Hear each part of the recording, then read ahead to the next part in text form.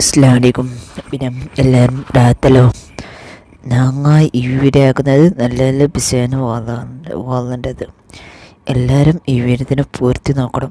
പിന്നെ ബില്ലൊക്കെ ഉണ്ടോ, റെഡ് ബില്ലൊക്കെ ഉണ്ടോ, ബില്ല് എല്ലാവരും ഷെയറാക്കണം. ഇപ്പൊ ഈ മഴയും കാറ്റുമൊക്കെ കാരണം സ്കൂളുകൾക്ക് പഠിത്തമില്ല എന്ന് പറയുമ്പോൾ കുട്ടികൾക്ക് ഓണത്തിന്റെ ലീവ് കിട്ടിയതുപോലെ വല്ലാത്ത ഒരു സന്തോഷമാണ്.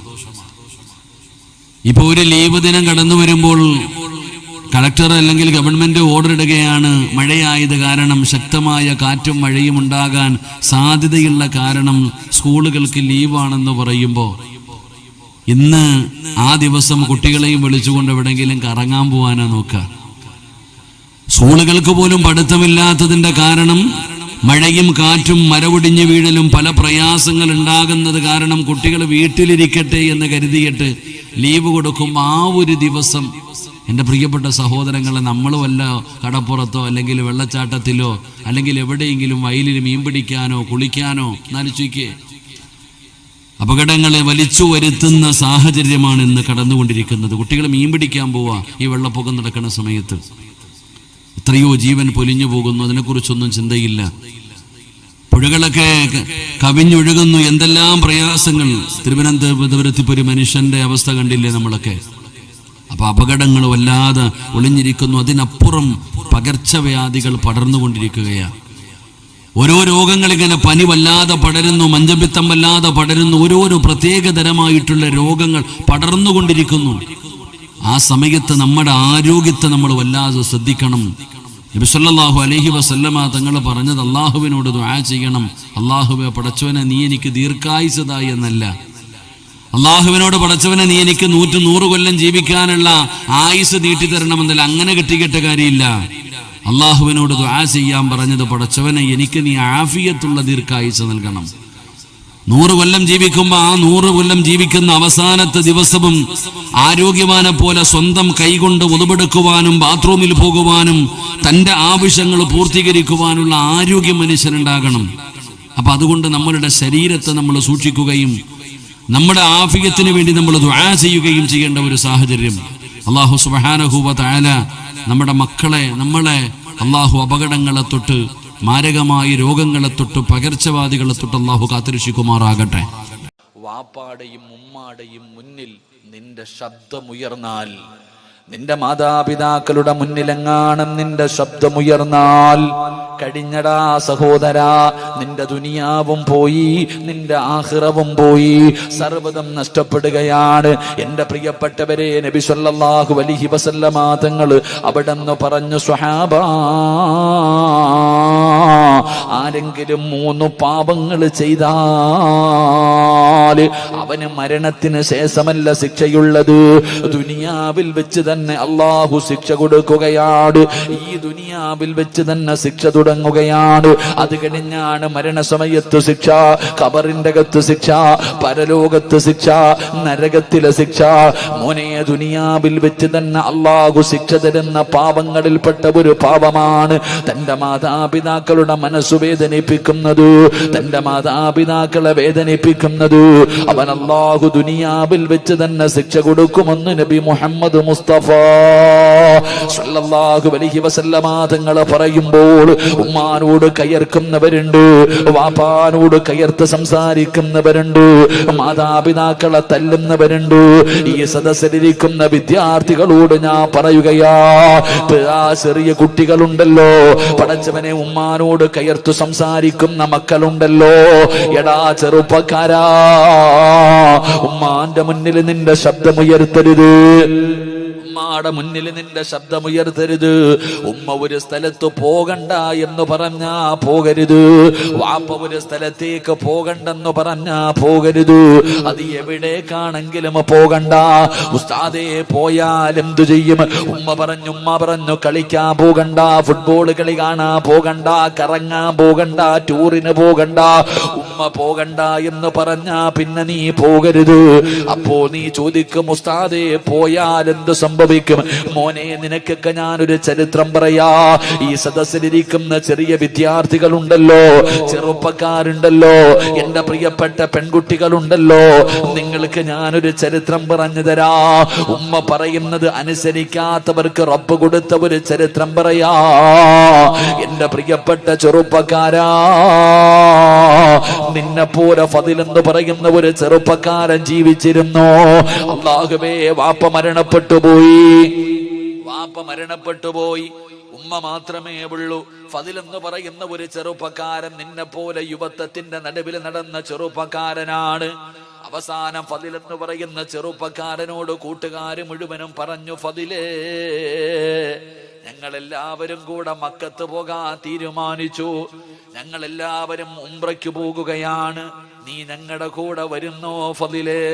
ഫദിൽ എന്ന് പറയുന്ന ചെറുപ്പക്കാരൻ പറഞ്ഞു, ഞാൻ എൻ്റെ ഉമ്മാനോട് ചോദിച്ചിട്ട് പറയാം, ഞാൻ എൻ്റെ ഉമ്മയോട് ചോദിച്ചിട്ട് പറയാ. ഫദിൽ എന്ന് പറയുന്ന ചെറുപ്പക്കാരൻ വീട്ടിലേക്ക് ഓടി വന്നിട്ട് തന്റെ പ്രിയപ്പെട്ട മാതാവിനോട് അവിടെ നിന്ന് ചോദിക്കുന്ന, ഉമ്മ, കൂട്ടുകാര് മുഴുവനും മക്കത്ത് പോവുകയാ, ഞാനും കൂടെ പോകട്ടെ ഉമ്മ? ഉംറ ചെയ്യണമെന്ന് വല്ലാത്ത ആഗ്രഹമുണ്ടുമ്മ. ഫദിൽ എന്ന് പറയുന്ന ചെറുപ്പക്കാരനോട് ഉമ്മ പറഞ്ഞു, എന്റെ പൊന്നുമകന് പോകണ്ട, നീ പോയാ എനിക്കാരുമില്ലല്ലോ, എന്നെ ആരാണ് നോക്കുന്നത്? അതുകൊണ്ട് എന്റെ മോൻ പോകണ്ട, പിന്നീടൊരു സമയത്ത് പോകാമെന്ന് ഉമ്മ എവിടെ നിന്ന് പറയുകയാണ്. ഫളിലിന് വല്ലാത്ത വിഷമമുണ്ടായി. പക്ഷേ അവിടെ നിന്ന് കാണിച്ചില്ല. കൂട്ടുകാരുടെ മുന്നിൽ പോയിട്ട് പറഞ്ഞു, എന്റെ ഉമ്മ എനിക്ക് അനുവാദം തന്നില്ല, കൂട്ടുകാര് കളിയാക്കുകയാ, കള്ളു കുടിക്കാനും വ്യഭിചരിക്കാനും ഒന്നുമല്ലടാ നിന്നെ വിളിച്ചത്, മക്കത്ത് പോയിട്ട് ഉംറ ചെയ്യുന്നതിന് വേണ്ടിയാണ്. ഇതിനു പോലും നിന്റെ ഉമ്മ അനുവാദം തരുന്നില്ലല്ലോ. കൂട്ടുകാര് മുഴുവനും അവിടെ നിന്ന് കുത്തുവാക്കോ പറയുകയാണ്. അവര് പറഞ്ഞു, നീ വരുന്നെങ്കിൽ വാടാ എന്ന് പറഞ്ഞിട്ട് കൂട്ടുകാര് മുഴുവനും പോകുകയാണ്. ഫദിൽ എന്ന് പറയുന്ന ചെറുപ്പക്കാരൻ തന്റെ വീട്ടിലേക്ക് കടന്നു വന്നു. രണ്ടാമതും ചോദിച്ചു, ഉമ്മ,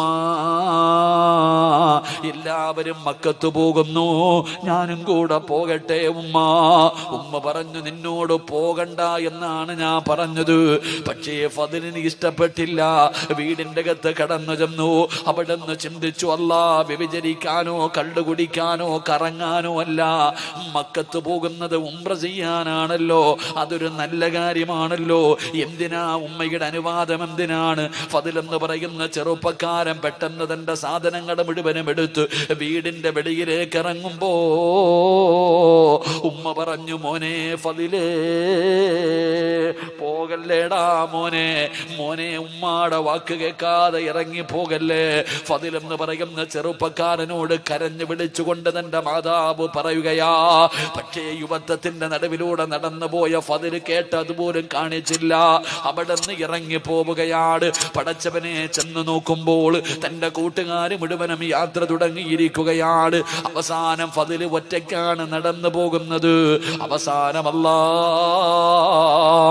മനസ്സിന്റെ ഉള്ളിൽ വല്ലാത്ത പ്രയാസമായി, മനസ്സിന്റെ ഉള്ളിൽ വല്ലാത്ത വേദന. കൂട്ടുകാരാണെങ്കിൽ പോകുകയും ചെയ്തു. ഉമ്മാനെ വേദനിപ്പിച്ചിട്ടാണ് ഇറങ്ങി വന്നത്. സമാധാനമില്ല. അവസാനം ഫദിൽ എന്ന് പറയുന്ന ചെറുപ്പക്കാരനൊരു പള്ളി കണ്ടു. നിസ്കരിച്ചാ സമാധാനം കിട്ടുമല്ലോ. ഉളുവെടുത്തു പള്ളിക്കകത്ത് കയറി 2 റക്അത്ത് നമസ്കരിച്ചു. നമസ്കാരം കഴിഞ്ഞ് വെളിയിലിറങ്ങുമ്പോ സുബ്ഹാനല്ലാഹ്, നാട്ടുകാര് വന്ന് പിടിച്ചു കെട്ടുകയാ. എന്തേ കാരണമെന്നറിയുമോ? ആ നാട്ടില് വലിയ ഒരു വലിയ മോഷണം നടന്നു. കള്ളനോടി വന്നത് പള്ളിയുടെ ഭാഗത്തേക്കാണ്. യഥാർത്ഥത്തിൽ കള്ളനോടി രക്ഷപ്പെട്ടു. അവര് വിചാരിച്ചു ഫളിലാണ് കള്ളനെന്ന്. എന്നിട്ട് വരുന്നവനും പോകുന്നവനും എല്ലാം തല്ലുകയാണ്.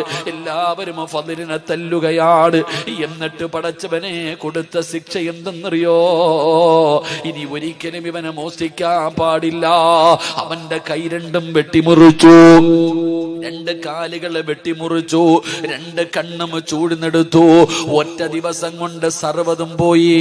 എന്നിട്ട് എല്ലാവരും കള്ള എന്ന് പറഞ്ഞ് കളിയാക്കുമ്പോ ഫളില് വിളിച്ചു പറഞ്ഞു, എന്നെ കള്ള എന്ന് വിളിക്കല്ലേ. എന്റെ ഉമ്മയുടെ വാക്ക് കേൾക്കാത്തതിന് അള്ളാഹു എനിക്ക് തന്ന ശിക്ഷയാ. ഫളിലെന്ന് പറയുന്ന ചെറുപ്പക്കാരൻ കിടന്ന് കരയുകയാണ്. അവസാനം കൈയില്ലാതെ കാലില്ലാതെ കണ്ണില്ലാതെ ഫളിലിനെ കൊണ്ടുവന്ന് തെരുവിൽ വലിച്ചെറിഞ്ഞിരിക്കുകയാണ്. അവസാനം അവിടെ കിടന്ന് രക്തത്തിൽ കിടന്ന് കുളിച്ചുകൊണ്ട് നിലവിളിക്കുകയാണ്, അല്ലാഹുവേ എന്റെ ദുനിയാവും ആഖിറവും പോയല്ലോ അല്ലാ. അല്ലാഹുവേ എന്റെ ആഖിറവും നഷ്ടപ്പെടുത്തല്ലേ തമ്പുരാനെ. എനിക്ക് മരിക്കുന്നതിന് മുമ്പ് എന്റെ ഉമ്മാനോട് എനിക്കൊന്ന് പൊരുത്തം ചോദിക്കണം തമ്പുരാനെ. തെരുവിൽ കിടന്ന് യാചിക്കുകയാണ്. വഴിയിലൂടെ പോകുന്ന യാത്രക്കാരോട് ഫളിൽ യാചിക്കുന്നു, അള്ളാഹുവിനെ ഓർത്തിട്ട് എന്റെ ഉമ്മാടെ മുന്നിൽ എന്നെയൊന്ന് കൊണ്ടുപോകുവോ, ഒന്ന് പൊരുത്തം ചോദിക്കാനാ, ഒന്ന് പൊരുത്തം ചോദിക്കാനാ. അവസാനം തെരുവിൽ കിടന്ന് യാചിക്കുന്നത് കണ്ടപ്പോ ഏതോ യാത്രക്കാര് പറഞ്ഞ അടയാളം വെച്ചൊരു വീടിന്റെ മുന്നിൽ കൊണ്ടുവച്ചു. വീടിന്റെ കവാടം തുറന്നൊരു പ്രായമുള്ള ഉമ്മ ഇറങ്ങി വന്നു. അല്ലാ, അവര് ചോദിച്ചു, ഉമ്മ ഈ കിടക്കുന്ന ചെറുപ്പക്കാരനെ അറിയുമോ ഉമ്മ? പടച്ചവനെ, ഉമ്മ നോക്കുമ്പോ മനസ്സിലാകുന്നില്ല, കൈയില്ല, കാണില്ല, കാലില്ല, രക്തത്തിൽ കുളിച്ചിട്ട് ഒന്നും അറിയുന്നില്ല, ആരാണെന്ന് പോലും അറിയുന്നില്ല. ഉമ്മ പറഞ്ഞു, എനിക്കറിയില്ല, എനിക്ക് മനസ്സിലാകുന്നില്ല. ആ ഉമ്മാടെ ശബ്ദമങ്ങ് കേൾക്കുമ്പോ ഫളിലെന്ന് പറയുന്ന ചെറുപ്പക്കാരന് മനസ്സിലായി അത് തന്റെ ഉമ്മയാണെന്ന്. അവിടെ നിന്ന് വിളിക്കുന്ന ഉമ്മ, ഉമ്മ ഞാനാ ഉമ്മ, ഉമ്മാടെ പൊന്നുമകന് ഫളിലാണുമ്മ. ഉമ്മാടെ വാക്ക് കേൾക്കാതെ ഇറങ്ങിപ്പോയതിന് അല്ലാഹു എനിക്ക് തന്ന ശിക്ഷയാണുമ്മ. അവിടെ നിന്ന് പൊട്ടിക്കരഞ്ഞുകൊണ്ട് നിലവിളിച്ചുകൊണ്ട് പറഞ്ഞു എന്ന് ചരിത്രം പറയുമ്പോ ഇനി പറയടാ, കള്ള് കുടിക്കാൻ പോയതല്ല, വ്യഭിചരിക്കാൻ പോയതല്ല, ഫുട്ബോൾ കളി കാണാൻ പോയതല്ല, സിനിമാ തിയേറ്ററിൽ പോയതല്ല, കൂട്ടുകാരുടെ കൂടെ ഊട്ടിയിലും കൊടൈക്കനാലിലും പോയതല്ല. മോനെ, മക്കത്ത് പോകുന്നത് നല്ല കാര്യമല്ലേ, ഉംറയ്ക്ക് പോകുന്നത് നല്ല കാര്യമല്ലേ, പക്ഷേ ഉമ്മ പോകണ്ട എന്ന് പറഞ്ഞ പോയ ഒരു മകൻ അല്ലാഹു ദുനിയാവിൽ വെച്ച് കൊടുത്ത ശിക്ഷ ഇതാണെന്ന് ചരിത്രം പറഞ്ഞു തരുമ്പോ ഉമ്മാനെ വിറപ്പിക്കുന്ന മക്കള്, മാതാപിതാക്കളുടെ മുന്നിൽ കിടന്ന് വാഴ്ന്നു പറയുന്ന മക്കള്, എന്റെ പ്രിയപ്പെട്ടവരെ, നിങ്ങൾ അവരുടെ മനസ്സു വേദനിപ്പിക്കരുത്. അതുകൊണ്ട് മഹാനായ റസൂലുള്ളാഹി തങ്ങൾ പറയുകയാണ്, ഹാരിസത്ത് ഇബ്നു നുഅ്മാൻ എന്ന് പറയുന്ന ചെറുപ്പക്കാരന്റെ ജീവിതത്തിൽ ഉണ്ടായിരുന്ന രണ്ടാമത്തെ ഗുണമെന്തെന്നറിയുമോ? ഉമ്മാടെ മുന്നിൽ ശബ്ദമുയർത്താത്ത മകനാ. മൂന്നാമതായിട്ട് അല്ലാഹുവിന്റെ പ്രവാചകൻ അവിടെന്ന് പറഞ്ഞു, ആയിഷ, അല്ലാഹുവിന്റെ റസൂൽ അവിടെന്ന് പറഞ്ഞു, മൂന്നാമത്തെ സ്വഭാവം എന്തെന്നറിയോ? തന്റെ ഉമ്മാനെ കാണാൻ ആരെങ്കിലും വീട്ടിൽ വന്നു കഴിഞ്ഞാൽ, തന്റെ ഉമ്മാനെ കാണാൻ ആരെങ്കിലും വീട്ടിൽ വന്നു കഴിഞ്ഞാൽ അവരിറങ്ങി പോകുമ്പോ കൂടെ ഇറങ്ങി പോകും. ഉമ്മാനെ കാണാൻ വന്നിട്ട് പോകുന്നവരുടെ പുറകെ നടന്നു പോകും. എന്നിട്ട് കയ്യിൽ പിടിച്ച് ചോദിക്കും, ഉമ്മ വല്ല പരാതിയും പറഞ്ഞോ? എന്റെ ഉമ്മ വല്ല പരാതിയും പറഞ്ഞോ? എന്റെ ഉമ്മാന് വീട്ടില് വല്ലതും കുറവുണ്ടോ? ഉമ്മ ഒന്നും എന്നോട് പറയാറില്ല, ഉമ്മ എന്നോടൊന്നും പറയാറില്ല. എന്റെ ഉമ്മ വല്ല പരാതിയും പറഞ്ഞെങ്കിൽ പറ, മരിക്കുന്നതിന് മുമ്പ് ചെയ്തു കൊടുക്കാനാ. എന്റെ ഉമ്മ മരിക്കുന്നതിന് മുമ്പ് എനിക്കത് ചെയ്തു കൊടുക്കാനാണ്. അല്ലാഹുവേ, ചോദിച്ച് അറിഞ്ഞിട്ട് ചെയ്തു കൊടുക്കുമായിരുന്നു എന്ന് ചരിത്രം പറയുമ്പോ നിങ്ങളോട് എനിക്ക് പറയാനുള്ളത്, ഉമ്മാനെ കാണാൻ വരുന്നവരുടെ പുറകെ നടന്ന് ചോദിച്ചറിഞ്ഞ് ചെയ്തു കൊടുക്കണ്ട. ഉമ്മ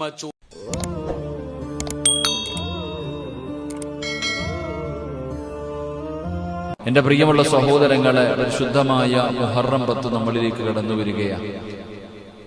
അള്ളാഹുവിന്റെ ഒരുപാട് അനുഗ്രഹങ്ങൾ പെയ്തിറങ്ങിയ ആ പരിശുദ്ധമായ മുഹറം 10 നമ്മളിലേക്ക് കടന്നു വരുമ്പോൾ എന്റെ പ്രിയപ്പെട്ട സഹോദരങ്ങളെ, ലോകത്താദ്യമായിട്ട് ഭൂമിയിലേക്ക് മഴ ആദ്യമായി വർഷിച്ചത് ഒരു മുഹറം മാസത്തിലാണ്. എന്റെ പ്രിയപ്പെട്ടവരെ, ലോകത്താദ്യമായിട്ട് ആകാശത്ത് നിന്ന് ഭൂമിയിലേക്ക് മഴത്തുള്ളികൾ പെയ്തിറങ്ങിയത് ഒരു മുഹറം 10-നായിരുന്നു എന്ന് മഹാനായ നബിയുനാ റസൂലുള്ളാഹി സ്വല്ലല്ലാഹു അലൈഹി വസല്ലം വഅവ്വലു യൗമൻ നുസില ഫീഹിൽ മത്റു മിനസ് സമാഉ യൗമ ആശൂറാ. എന്റെ പ്രിയപ്പെട്ടവരെ, ലോകത്ത് ആദ്യമായിട്ട് മഴ പെയ്തത് എന്റെ പ്രിയപ്പെട്ടവരെ ഒരു മുഹറം 10-ലായിരുന്നു. എന്റെ പ്രിയപ്പെട്ടവരെ, അത് മാത്രമല്ല, ഭൂമിയിലേക്ക് ആദ്യമായി റഹ്മത്ത് ഇറങ്ങിയതും ആശൂറാഇന്റെ ദിവസമാണ്. എവിടെയൊക്കെയോ ഇരുന്ന് മൊബൈൽ കയ്യിൽ പിടിച്ച് കാത്തിരിക്കുന്ന എൻ്റെ ഉമ്മ പെങ്ങന്മാരുണ്ട് റഹ്മാനെ, എൻ്റെ കൂടപ്പുറപ്പുകളുണ്ട് റഹ്മാനെ. ഒരാളെയും നീ കൈവിടല്ലേ അല്ലാ, അവരെ നീ അറുത്തു മുറിക്കല്ലേ അല്ലാ. ക്യാൻസർ രോഗം കൊടുക്കല്ലേ അല്ലാ, കിഡ്നി തകർത്തു കൊടുക്കല്ലേ അല്ലാ. പടച്ചവനെ, നീ അവരുടെ പ്രയാസങ്ങൾ മാറ്റണേ അല്ലാ. ജോലിയിൽ അഭിവൃദ്ധി നൽകണേ അല്ലാ. സമാധാനമുള്ള ജീവിതം കൊടുക്കണേ അല്ലാ. നല്ല മരണം കൊടുക്കണേ അല്ലാ. നല്ല മരണം കൊടുക്കണേ അല്ലാ. മരിക്കുന്നതിന് മുമ്പ് കഅബാലയത്തിന്റെ മുറ്റത്ത് അവരെയും ഞങ്ങളെയും നീ എത്തിക്കണേ അല്ലാ.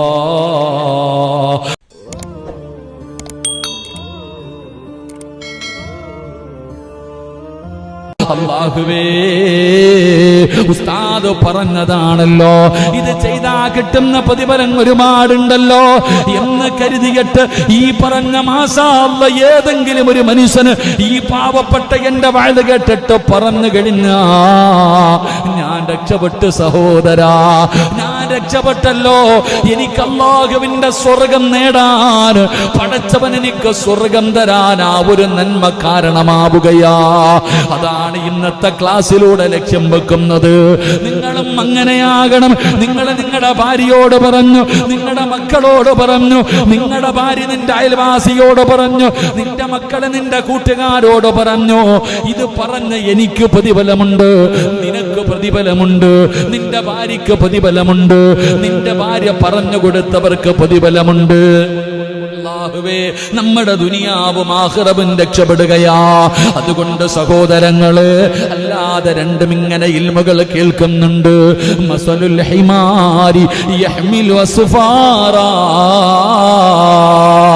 അതാ കഴുത ചുമക്കുന്നത് പോലെ ചുമന്നുകൊണ്ട് നടന്നാ പോരാ.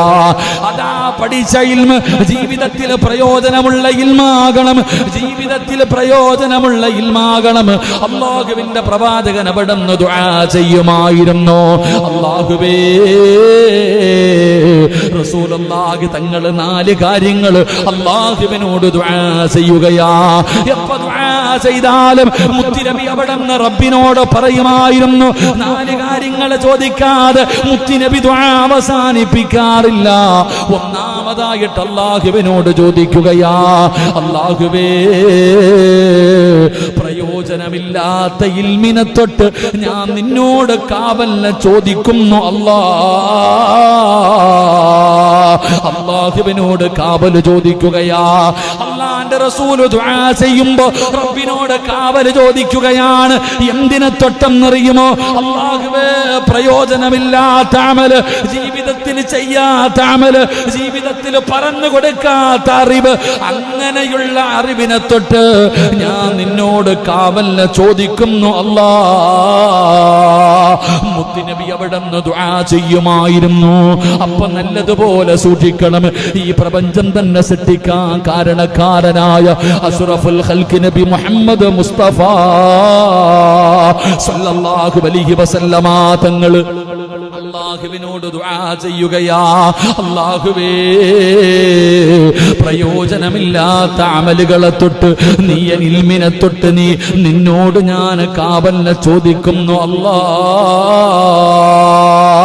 എന്റെ പ്രിയപ്പെട്ടവരെ, നമ്മളും അല്ലാഹുവിനോട് പറയണം, പടച്ചവനെ, ആരോടും പറഞ്ഞു കൊടുക്കാൻ കഴിയാത്ത അറിവ്, പടച്ചവനെ സ്വന്തം ജീവിതത്തിൽ ചെയ്യാത്ത അറിവ്, അങ്ങനെയുള്ള അറിവിനെ തൊട്ട് കാവല്ല ചോദിക്കണമെന്നാണ്. രണ്ടാമത്തെ കാര്യം എന്തെന്നറിയുമോ? അല്ലാ